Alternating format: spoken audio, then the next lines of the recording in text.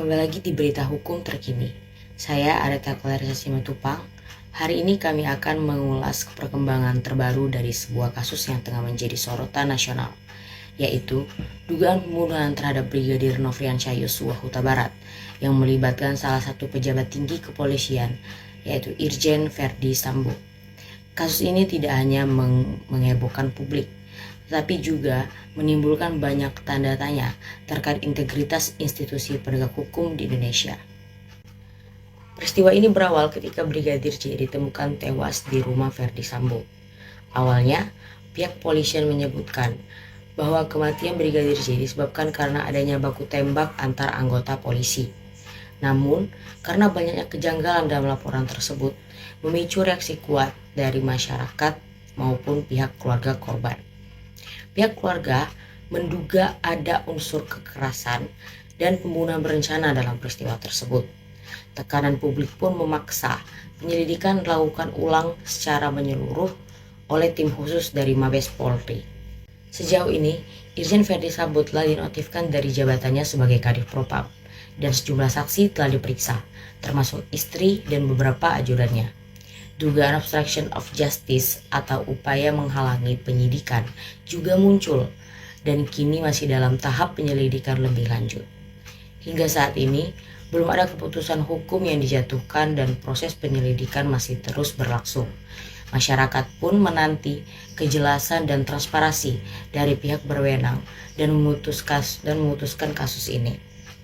Baik semuanya, untuk membahas lebih dalam mengenai aspek hukum dalam kasus ini, saya telah bersama dengan Arya Mandala, seorang pakar hukum, dan Ahmad Rizal, seorang tokoh publik yang dikenal aktif dalam isu keadilan. Nanti kita akan melihat mereka membicarakan mengenai kasus ini dan saya akan mengajukan beberapa pertanyaan kepada mereka. Menurut Pak Arya dan Pak Rizal, bagaimana sih tanggapan kalian mengenai kasus Verdi Sambo yang sedang hangat diperbincangkan pada saat ini? Terima kasih untuk media yang telah menghubungi kami. Kebetulan ya Zal, kita lagi ada acara podcast di salah satu podcast. Saya selaku pakar hukum mengundang Rizal, salah satu influencer terkenal untuk membahas kasus. Tiba-tiba dihubungi bahwasanya ada media yang tertarik untuk menanyakan hal tersebut. Sebelumnya terima kasih Areta. Saya selaku pakar hukum tentunya memiliki dan melihat hal ini sebagai bentuk daripada produk hukum yang ada di Indonesia. Terlebih apa yang akan terjadi dan apa yang akan dijalani oleh Verdi Sambo sebagai bentuk hukumannya itu hal yang memang betul-betul sudah diatur. Menurut kami pribadi dan menurut orang-orang yang sedikit banyaknya mengerti hukum, dari kasus Verdi Sambo ini tentunya ada hal-hal yang dilanggar. Pertama, Verdi Sambo itu melakukan pembunuhan berencana terhadap anggotanya sendiri atau anak buahnya. Dan yang kedua, Verdi Sambo dalam hal ini juga melakukan tindakan pelanggaran HAM berat, di mana tindakan pelanggaran HAM berat itu sangat amat dilarang di berbagai dunia. Mungkin tanggapan dari saya itu seperti itu untuk sementara. Untuk Afrizal mungkin ada tanggapan tersendiri mengenai kasus Verdi Sambo. Baik, terima kasih Pak Arya. Dan mungkin kalau kasus ini masih sangat hangat ya, Iya. yang sangat diperbincangkan oleh media banyak dan sangat juga lagi booming lah, ibaratnya masih di dalam konteks di masyarakat luas. Mungkin kalau tanggapan aku sih, karena aku juga nggak tahu mengenai hukum, tapi setidaknya aku juga tahu lah dasar-dasarnya. Mungkin ini kan kasus pembunuhan kan ya? Iya. Ya namanya, apalagi yang membunuh itu atasannya, yang terbunuh itu adalah bawahannya. Ya mungkin ini adalah ada suatu alasan lah kenapa Bapak Verdi Sambo ini membunuh bawahannya tersendiri. Mungkin ada suatu cekcok atau apa, itu mungkin saya nggak tahu lah ya. Iya. Karena itu kan yang saya lihat di beberapa media itu menginformasikan bahwasanya Bapak Verdi Sambo ini ketika ingin melakukan rencana pembunuhan itu kan ditemani oleh ajudannya kan, dan juga teman-teman yang lainnya. Ya mungkin ini sangat krusial ya, yang dimana Bapak Verdi Sambo ini membawa nama instansi Polri, yang dimana salah satu petinggi di institusi Polri. Ya pastinya dampaknya itu pasti bagi masyarakat umum atau masyarakat awam itu pasti mereka itu berpikir bahwasanya oh ternyata segini ya institusi Polri, harusnya mengayomi masyarakat tapi buktinya malah saling membunuh. Yang dimana itu yang dibunuh adalah mungkin saya katakanlah satu institusi lah, bawahannya sendiri. Itu kan bisa mencederai ini kepercayaan publik gitu kan. Ya mungkin kalau dari harapan kebanyakan orang mungkin ya pasti ya namanya menghilangkan suatu nyawa ya, pasti kebanyakan dari orang itu menganggap bahwasanya ketika suatu nyawa telah hilang pasti dia tuh berpikir harus dibalas dengan nyawa gitu. Padahal di Indonesia pasti ada juga mekanisme hukum ya, meskipun terkadang masih kurang optimal lah di negeri ini lah. Ya mungkin itu saja sih kalau dari aku. Ya, kalau kita berbicara hukum, tentunya Ferdy Sambo ini mendapatkan dua ancaman. Yang pertama itu pasal 338, dimanapun pembunuhan berencana, dan 340. Tetapi memang untuk juntonya itu kurang lebih pasal 51 ayat 1, dimana disitu ada upaya yang dilakukan Ferdy Sambo ini menghalang-halangi penyidikan atau membuat penyidikan dari pihak penyelidik itu kewalahan. Dimana dari hal ini terbukti dari CCTV yang yang dihilangkan dan lain sebagainya, beberapa alat bukti yang dihilangkan, sehingga untuk penyidik melakukan tugasnya itu juga kesulitan. Kemudian kalau kita berbicara kebetulan yang membunuhnya ini bawahannya juga si Richard Eliezer. Kemudian timbul pertanyaan di masyarakat, yang membunuhnya ini bukan Ferdy Sambo, memang bawahannya, tetapi atas dasar perintah dari Ferdy Sambo. Timbul pertanyaan, bisakah si Ferdy Sambo yang dihukum dan yang membunuh atas dasar perintah Ferdy Sambo itu juga dihukum? Karena yang membunuh dan yang memberikan perintah membunuh beda. Nah, teman-teman perlu kita sadari dan perlu kita ketahui bahwasanya ketika ada perintah tugas, hal ini dimasukkan dalam perintah tugas. Seseorang yang melakukan perintah tugas, apapun yang diperintahkan oleh atasannya, Ferdy Sambo yang seorang perwira, dengan seorang Richard Eliezer, itu jauh, amat jauh secara strata pangkatnya. Tentunya seorang ajudan tidak akan berani untuk melanggar perintah daripada atasan. Bisa atau tidak si Eliezer ini dihukum? Tidak bisa sebenarnya untuk hukuman yang berat, tetapi memang bisa untuk dihukum. Tetapi untuk hukuman berat sampai ke ranah membunuh itu tidak bisa. Mengapa tidak bisa? Karena dalam hal ini ada tekanan dari Ferdy Sambo. Dan sebenarnya kalau perlu kita ketahui, dari pasal 100 sampai pasal 103 kalau nggak salah, itu membahas bahwasanya seorang bawahan ketika melakukan perintah sebenarnya dia sedang berada di luar pertanggungjawaban hukum. Artinya apapun yang dilakukan oleh seorang bawahan, itu hal tersebut tidak bisa dipertanggungjawabkan secara hukum. Begitu. Oh berarti kalau misalkan di bawah itu ada suatu tekanan, berarti tetap tokoh utamanya itu yang memberikan perintah tugas berarti ya Pak? Iya. Oh, jadi ya, seorang atasan itu yang bertanggung jawab penuh akan hal tersebut. ya meskipun yang mengeksekusi itu adalah bawahan, Iya. tapi kan itu kan atas tugas perintah dari suatu atasan. Iya. Karena atas dasar tugas dari perintah tugas dari si atasan.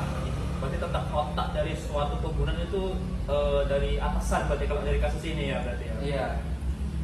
Begitu. Mungkin Areta ada pertanyaan lebih lanjut? Jadi menurut Anda kasus ini termasuk pembunuhan atau pelanggaran HAM ya Pak? Iya, termasuk pembunuhan dan pelanggaran HAM berat dari kita belum tahu ya, karena putusan pengadilan belum ada, jadi masih menerawang dari kasus tersebut. Menurut Bapak Arya dan Bapak Rizal, apa sih hukuman yang tepat untuk kasus ini? Nah, menurutmu selaku influencer nih Zal, kira-kira? Waduh, ini aku lihat jadi agak Iya. mainstream gini ya, ditanya oleh pakarnya langsung ya. Kalau dari saya pribadi kan tentunya saya mempelajari dan melihat kasus ini dari segi hukumnya, Iya, hukum benar-benar. positivisme yang Iya, ada di benar. Indonesia. Nah, kalau menurut kamu dulu nih bagaimana? Ya, mungkin kalau saya sendiri lah ya, mungkin akan saya berusaha jawab ya, mungkin untuk dalam kapasitas pengetahuan yang saya miliki mungkin terbatas lah ya, tapi akan saya coba jawab. Ya, mungkin kalau dari kasus ini kan yang namanya pembunuhan ya, itu kan diduga pembunuhan berencana ya, dan apalagi ada dugaan bahwasanya sebelum terjadi pembunuhan itu ada suatu penyiksaan yang dimana itu termasuk ke dalam pelanggaran HAM berat dong berarti kan. Dan diduga juga di dalam kasus ini itu sebelum terjadinya pembunuhan itu diduga ada suatu yang penyiksaan yang dilakukan oleh bawahan Ferdy Sambo ini terhadap Joshua itu kan. Yang pasti itu kalau menurut saya itu mungkin termasuk ke dalam pelanggaran HAM berat yang dimana itu sebelum dia menghilangkan nyawa seseorang, dia itu menyiksa terlebih dahulu. Wah, itu kalau menurut saya itu sangat menimbulkan suatu kontra lah kalau di sudut pandang masyarakat. Ya, yang pasti kalau dari saya pribadi ya, yang namanya keadilan itu tuh ya harus tetap ditegakkan. Tidak seharusnya tidak membeda-bedakan latar belakang. Karena setiap hakikatnya manusia itu memiliki hak yang dimana hak untuk hidup dan hak untuk mendapatkan keadilan yang pastinya.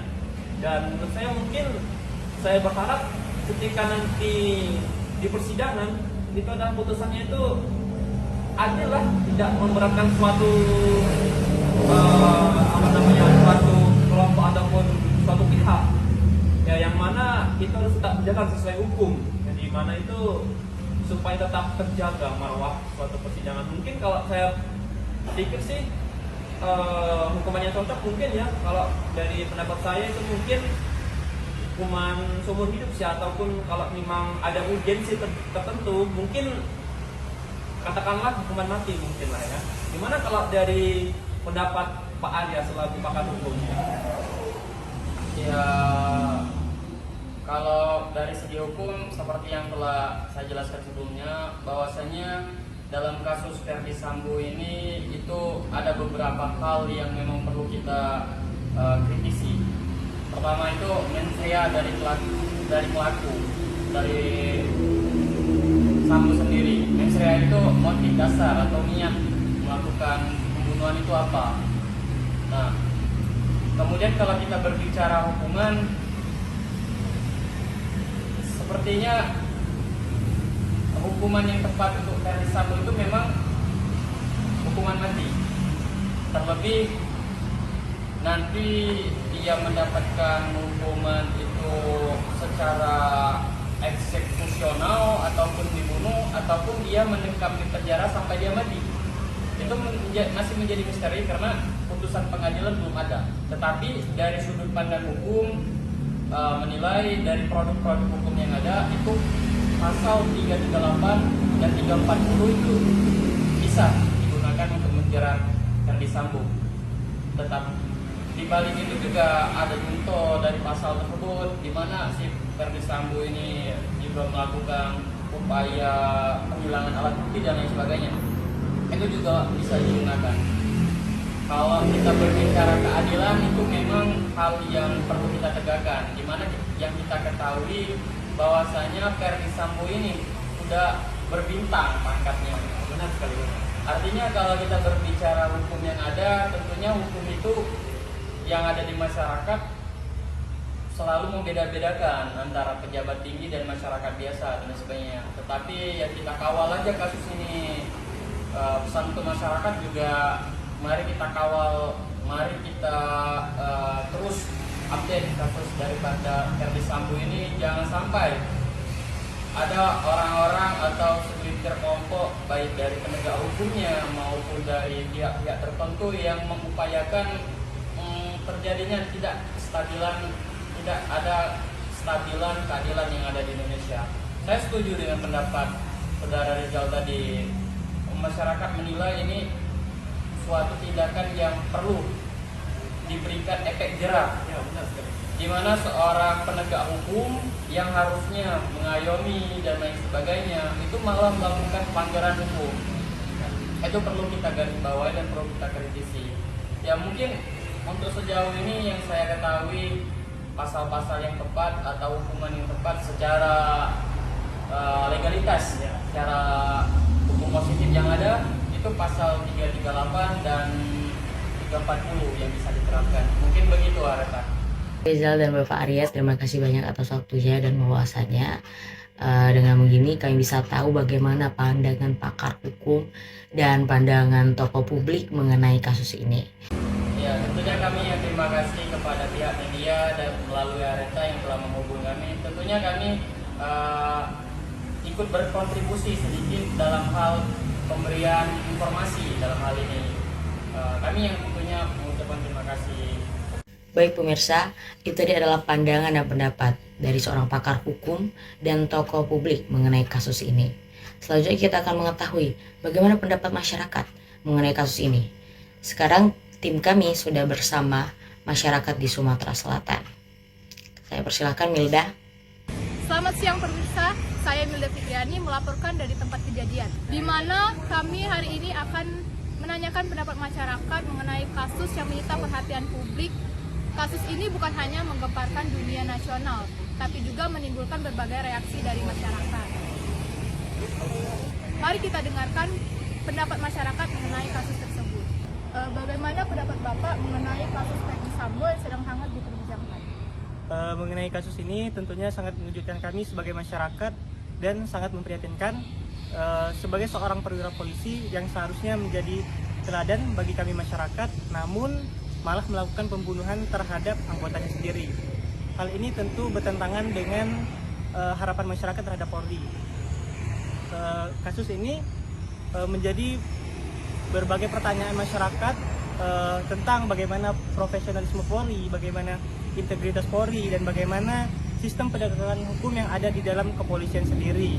Tentunya harapan kami adalah untuk agar Polri ke depannya untuk bisa transparan dan lebih berani untuk melakukan tindak tegas terhadap aparat-aparat yang melakukan. Tentunya kami sebagai masyarakat sangat kecewa atas tragedi yang terjadi ini. Menurut Bapak, kira-kira hukuman apa yang cocok untuk kasus tersebut? Tentunya harapan masyarakat adalah hukuman yang seadil-adilnya dan juga hukum yang seberat-beratnya. Maksudnya yang seberat-beratnya itu seperti apa, Pak? Kami berharap Verdi Sambo dapat dihukum mati karena Verdi Sambo telah mencoreng institusi Polri dan juga mencederai kepercayaan masyarakat terhadap institusi kepolisian. Dan kami berharap ke depannya untuk Polri lebih baik lagi, lebih transparan, lebih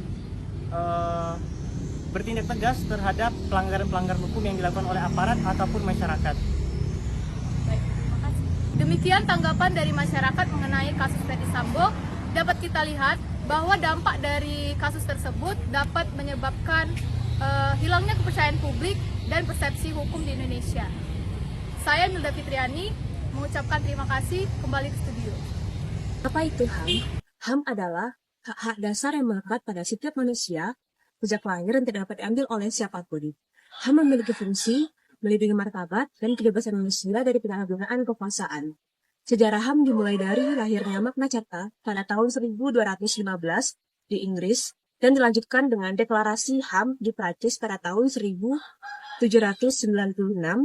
Lalu setelah itu deklarasi Universal HAM atau DUHAM pada tahun 1948 yang dipimpin oleh Eleanor Roosevelt.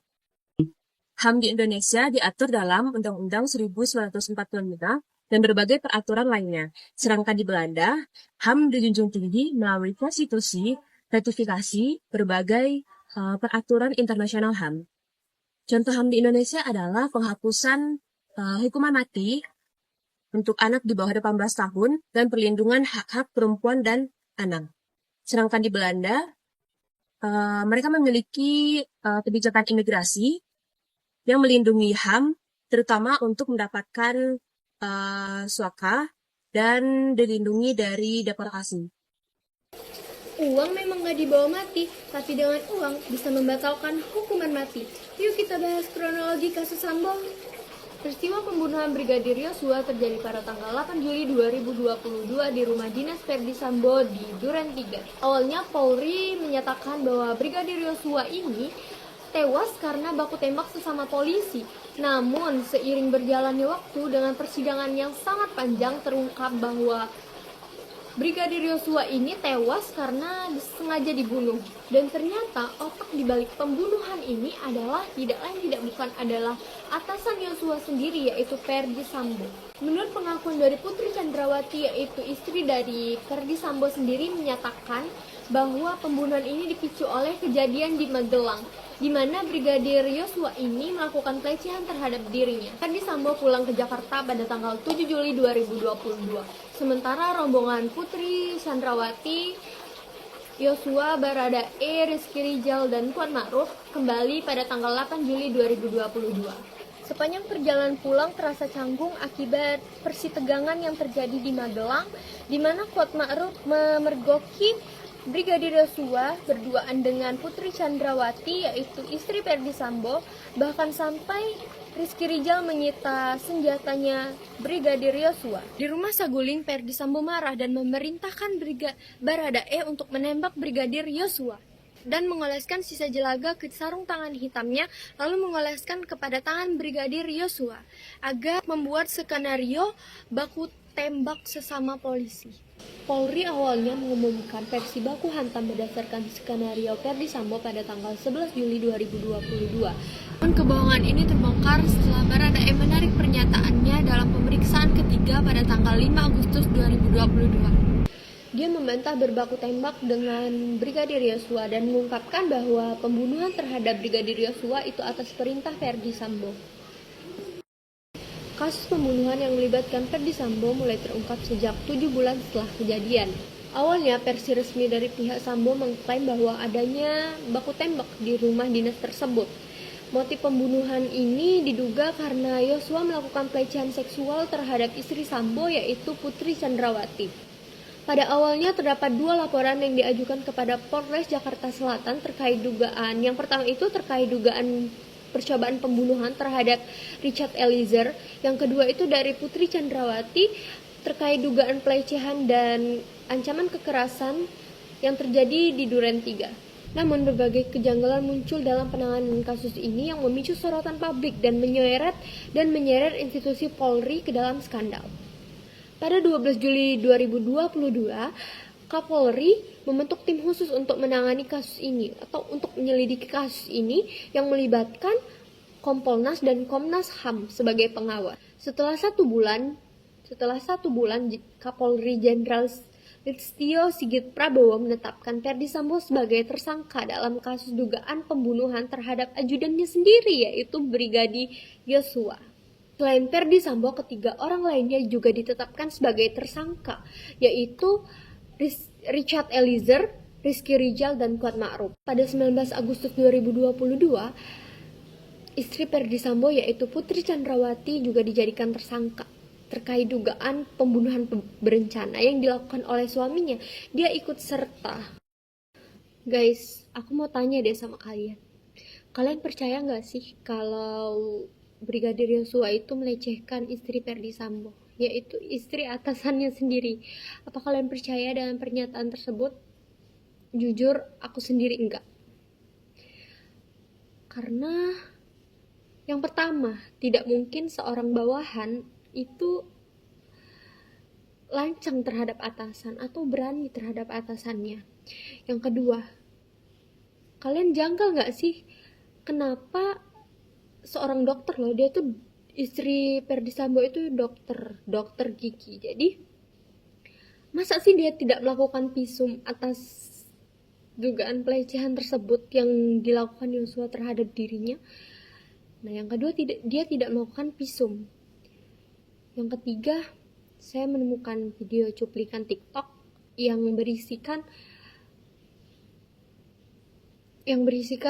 pernyataan Ferdi Sambo. Kalian mau denger gak? Bentar. Skenario saya itu hanya peristiwa di dalam rumah Duren 3. Yang pertama itu skenario masalah pelecehan, yang kedua masalah tembak menembak, yang lain tidak ada.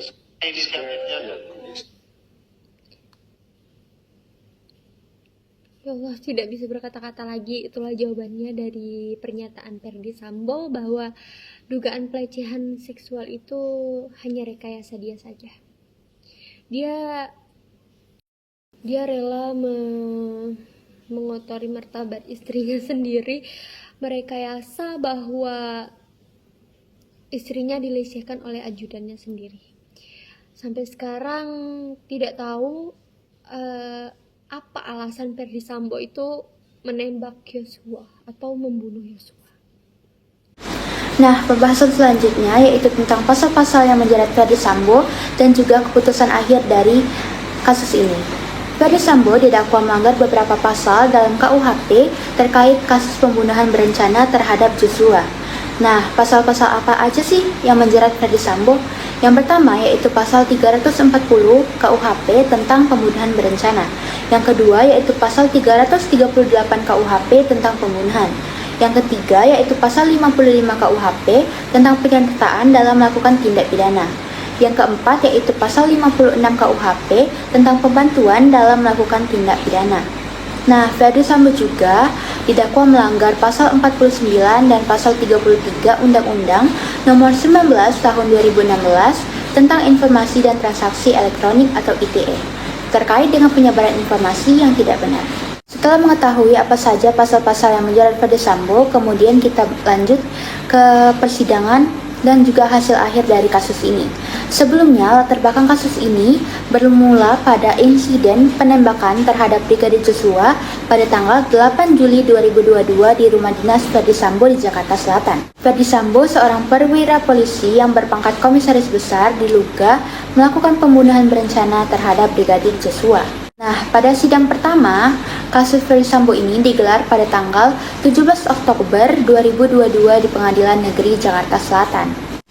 Dalam sidang ini, jaksa penuntut umum membacakan surat dakwaan terhadap Ferdy Sambo dan juga 4 orang lainnya, yaitu Putri Chandrawati, Kuat Maruf, Ricky Rizal, dan juga Richard Eliezer. Mereka didakwa melanggar pasal 340 tentang pembunuhan berencana, subsidiar pasal 338 Junto, dan juga pasal 55 dan pasal 56 KUHP. Nah, dalam proses sidang, jaksa penuntut umum ini mempresentasikan bukti-bukti dan juga saksi-saksi untuk membuktikan bahwa Ferdy Sambo dan para terdakwa lainnya bersalah dalam kasus pembunuhan berencana terhadap Brigadir Joshua ini. Bukti-bukti yang disajikan itu termasuk hasil otopsi, rekaman CCTV, dan juga keterangan saksi-saksi. Ferdy Sambo dan juga terdakwa lainnya juga memberikan keterangan dan membela diri dalam persidangan. Namun, Ferdy Sambo membantah melakukan pembunuhan berencana dan menyatakan bahwa penembakan terhadap Brigadir Joshua ini adalah sebuah kecelakaan. Selanjutnya yaitu tuntutan jaksa. Jadi, jaksa penuntut umum menuntut Ferdy Sambo dengan hukuman penjara seumur hidup karena terbukti melakukan pembunuhan berencana dan menghalangi penyidikan kematian Brigadir Joshua. Jaksa juga menuntut para terdakwa lainnya dengan hukuman yang berbeda-beda. Selanjutnya yaitu putusan hakim.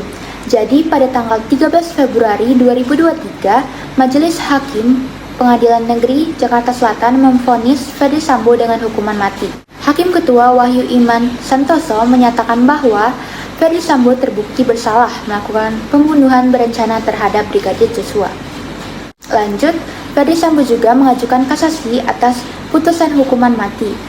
Pada tanggal 8 Agustus 2023, Mahkamah Agung mengabulkan kasasi Ferdy Sambo dan mengubah hukuman matinya menjadi penjara seumur hidup. Nah, jadi bagaimana sih keputusan akhirnya?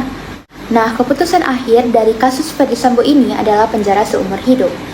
Putusan ini telah mencapai titik final dan mengikat, sehingga pemerintah maupun jaksa tidak memiliki kewenangan lagi untuk melakukan peninjauan kembali. Dengan demikian, kasus Ferdy Sambo ini telah mencapai penyelesaian akhir melalui proses hukum yang berlaku di Indonesia. Kasus ini juga menjadi sorotan publik dan menimbulkan banyak perdebatan tentang profesionalisme, dan juga integritas kepolisian di Indonesia. Setelah melihat kasus ini, apa aja sih dampak dari kasus ini? Nah, kasus Ferdy Sambo ini memiliki banyak dampak yang signifikan terhadap masyarakat dan juga institusi kepolisian.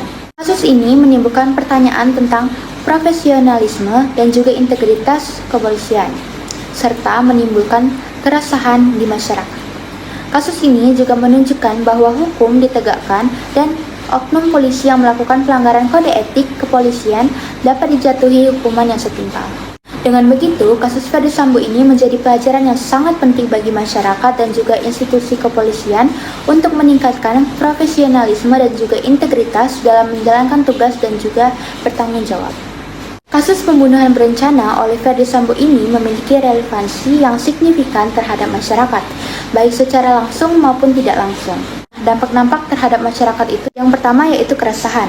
Kasus ini menimbulkan keresahan di masyarakat, terutama terkait dengan keamanan dan keselamatan pribadi. Yang kedua yaitu perdebatan. Kasus ini memicu perdebatan di masyarakat tentang profesionalisme dan integritas kepolisian, serta tentang sistem hukum yang berlaku. Lanjut, apa sih dampak terhadap institusi kepolisian? Yang pertama yaitu reformasi internal. Nah, kasus ini mungkin memicu reformasi internal di kepolisian untuk meningkatkan profesionalisme dan integritas anggotanya. Yang kedua yaitu peningkatan pengawasan. Kasus ini mungkin memicu peningkatan pengawasan terhadap kegiatan kepolisian untuk mencegah kasus-kasus serupa di masa depan. Kesimpulan dari kasus Ferdy Sambo merupakan salah satu peristiwa hukum yang dimana di dalamnya terdapat berbagai macam penyalahgunaan wewenang, pembalikan fakta, serta ketidakjujuran di dalam kasusnya. Dengan berjalannya proses hukum serta vonis yang telah ditetapkan kepada Ferdy Sambo bisa menjadi sebuah cerminan bahwasannya hukum harus tetap ditegakkan tanpa adanya pandang bulu. Walaupun pelaku merupakan salah satu anggota dari instansi penegak hukum di Indonesia. Harapan kedepannya semoga dengan adanya kasus ini, kepolisian bisa menjadikan ini sebuah momentum untuk mereformasi sistem kepolisian menjadi lebih baik lagi supaya masyarakat percaya bahwasannya keadilan itu masih ada. Dan harapan kedepannya supaya kasus ini tidak terulang lagi dan kepolisian bisa lebih bertanggung jawab serta lebih profesional dalam melakukan tugas-tugasnya serta untuk mengayomi masyarakat.